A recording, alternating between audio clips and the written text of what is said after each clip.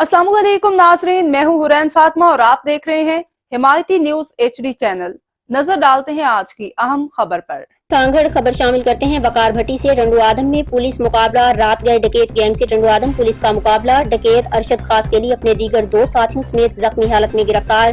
2 pistol, 1 revolver, छीनी गई 3 मोटरसाइकिलें और फोन भी बरामद। तफसील के मुताबिक टंडू आदम बाईपास नजद शाह नवाज चौक दौरान पेट्रोलिंग SHO टंडू आदम गुलाम शब्बीर डलवानी और उनकी टीम का सामना 4 मुसल्लह मुलजिमान से हो गया। पुलिस को देखकर मुलजिमान ने फायरिंग शुरू कर दी। पुलिस मुकाबले और फायरिंग के तबादले के दौरान 3 मुसल्लह डकैत गिरफ्तार कर लिए गए।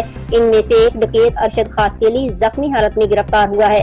मुलजिमान के कब्जे से 2 पिस्टल, 1 रिवाल्वर और गोलियां बरामद हुई हैं। इसके अलावा मुलजिमान से 3 छीनी गई मोटरसाइकिलें और टच मोबाइल फोन भी बरामद हुआ है, जबकि उनका एक साथी इम्तियाज मंगनहार अंधेरे का फायदा उठाते हुए पिस्टल समेत फरार होने में कामयाब हो गया। जख्मी डकैत को तिबी इमदाद के लिए अस्पताल रवाना कर दिया गया है, जबकि फरार हो जाने वाले डकैत की गिरफ्तारी के लिए पुलिस की टीमें रवाना कर दी गई हैं।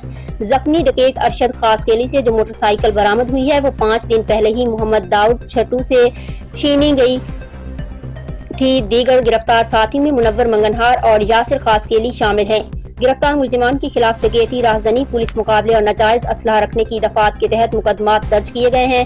गिरफ्तार मुलजिमान से तफ्तीश की जा रही है और उनका दीगर इजलास से भी क्रिमिनल रिकॉर्ड जमा किया जा रहा है।